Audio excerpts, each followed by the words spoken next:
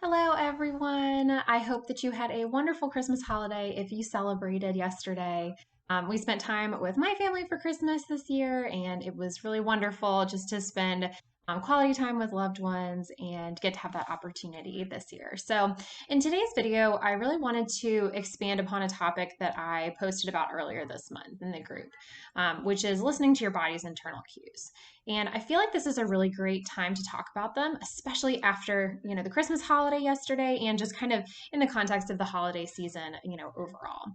And I find that, my body's internal cues speak to me the loudest when I've been overriding them. So, like for example, in eating too much at Christmas dinner, my body tells me that I've eaten too much by causing me to feel uncomfortably full. It might also tell me, the next morning that it doesn't need me to eat as much for breakfast by decreasing my appetite, right? It conveys that through the decrease of my appetite.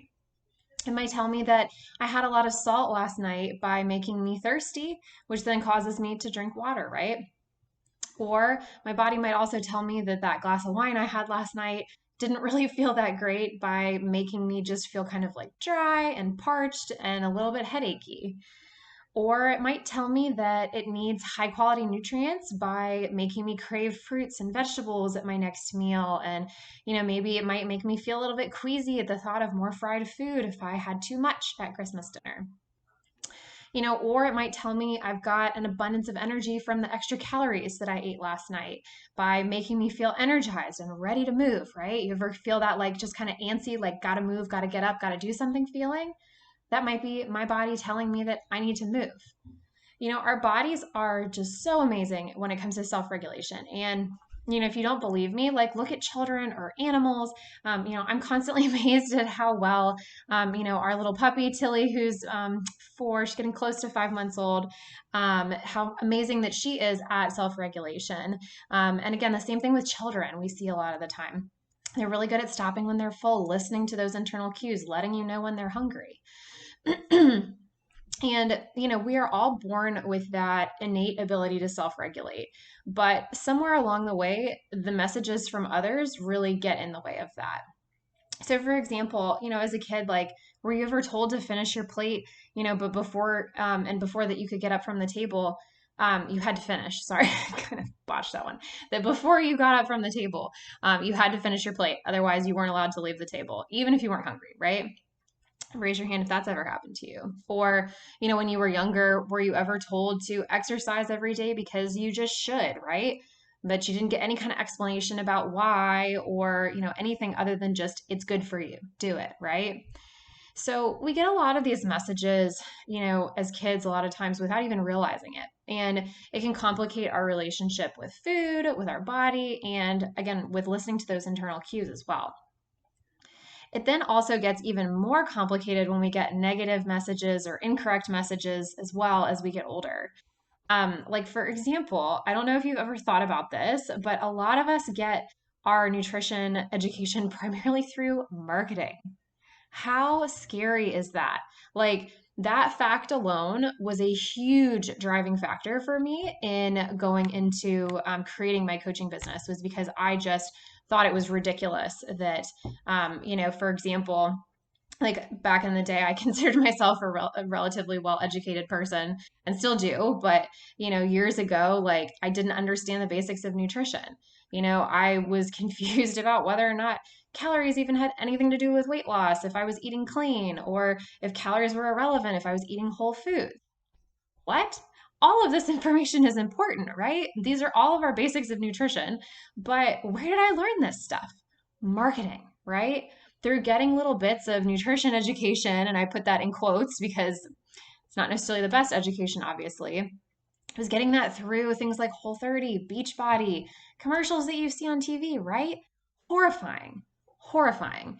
And, yes, I learned about the food pyramid in school growing up. And, in my opinion, like the nutrition education, at least in my school, or just in general in schools, was like crap because they kind of told you what to do without educating you on why and didn't teach you, to think for and kind of reason for yourself about food. And a lot of us don't get that education at home. Maybe some of us do, which is awesome, but a lot of us don't. And I don't know if the nutrition education has gotten better since I've been in school, but this could be like a whole other video, so I'm not going to go into depth. I'm going to leave that tangent there. But basically, like, we've got the messages that we have from others around us. We've got that incorrect information that we learned that tells us how to think and feel before really even taking into account how we think and feel, right? Others are telling us how to think and feel. So we're not actually listening to ourselves when it comes to that. And then on top of it, we also get messages about, what we're supposed to look like and how we're supposed to act, right? So many things. And all of this screws with our internal knowing and our internal understanding of what our body needs. So we stop trusting ourselves, we stop trusting our bodies. And basically, another thing we can do is we might rebel against our needs as a way to reclaim our power if we're constantly being told what to do.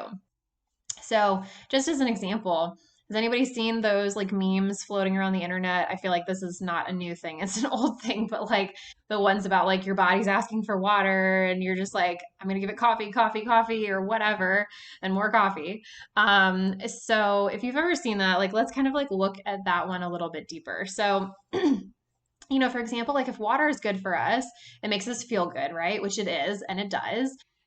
Even if you don't like water, I'm sure that there have been times that you've drank water after being dehydrated, or, you have a cold glass of water when you're overheated. Like it feels so good and satisfying going down, right? So it does make us feel good in some ways. So if it's good for us and it feels good to drink it, then why don't we drink it, right?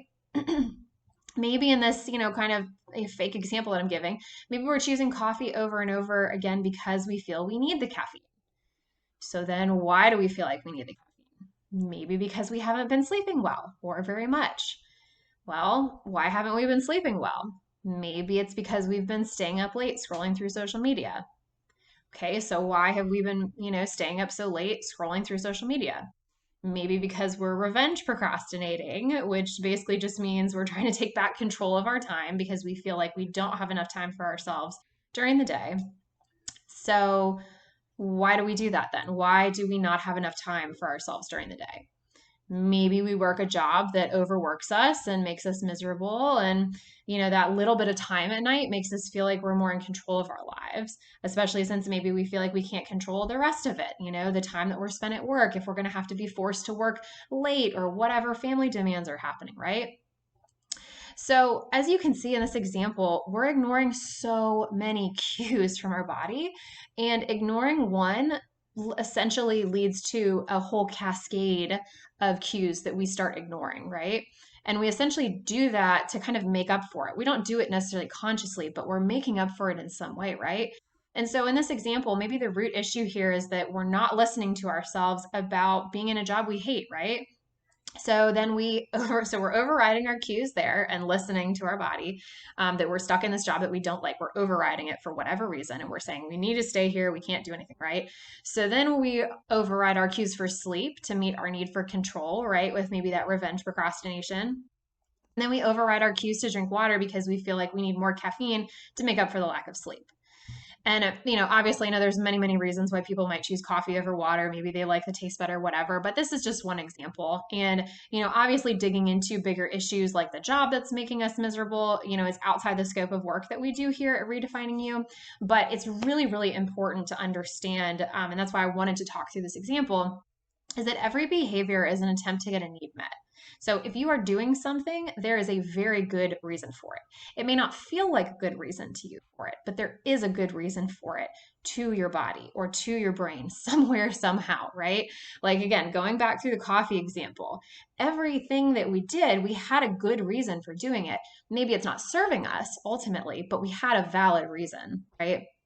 So again, part of getting back in tune with your body is understanding why you're overriding those cues along with learning to listen to them, right? Because it's important that we understand why we're overriding them, because there might be a cascade of other cues that we're ignoring, and or we can actually get to the root issue of what's causing us to ignore those, right? And if we go back to the job example, so let's say that you recognize that your job sucks and it's making you miserable, but you're not in a financial position that you can quit. Maybe, another way that you could go about that is, you could work on exerting your need for control by putting up boundaries at work with your boss. Maybe, for example, you say, okay, I'm only going to work late on occasion or whatever that looks like, right? So suddenly you now have more time for yourself, which means you're no longer revenge procrastinating, which means you're sleeping more, which means then you can cut back on caffeine and start drinking more water, right? You see that whole cascade of things. And again, this is like just a textbook example, but try and think of how this might be showing up in your life as well. These cues kind of as you go along that you might be ignoring.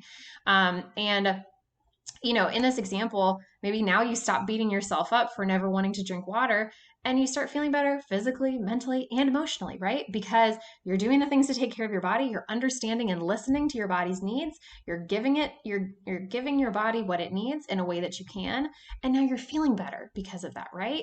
Yay, that's what we want out of all of this. So, everything in our lives is interconnected like this. And the sooner that you start practicing listening to your body's cues, the sooner you're going to actually start to feel better in all dimensions of your life, right? And on the flip side, the more cues you ignore, the more cues you ignore, right? And basically, the more ways you essentially end up having to compensate for ignoring those cues. It has a ripple effect in all areas of your life, right? So, the moral of the story here is stop ignoring those cues, right? We want to practice listening to them. Get curious and start to look upstream to see what other cues you're likely ignoring that might be leading to this particular one being ignored. And as always, too, be compassionate with yourself. Okay. So, here at Redefining You, we are all about cultivating a shame free environment because that's what helps facilitates change, right? We don't change from a positive place in a positive way that makes us feel good if we're shaming ourselves into doing things all the time. And so, when you're going about this, like no shaming yourself about why you're ignoring your cues. You have a good reason for it. Because again, don't forget, every behavior is an attempt to get a need met. So make sure to offer yourself compassion and instead of beating yourself up, explore maybe if there's a different way that you could meet the need that makes you feel good, right? There's different ways that we can go about meeting those needs. So let's see if we can find one that helps you feel good inside and out. So thank you guys for watching, and I hope you enjoy this video.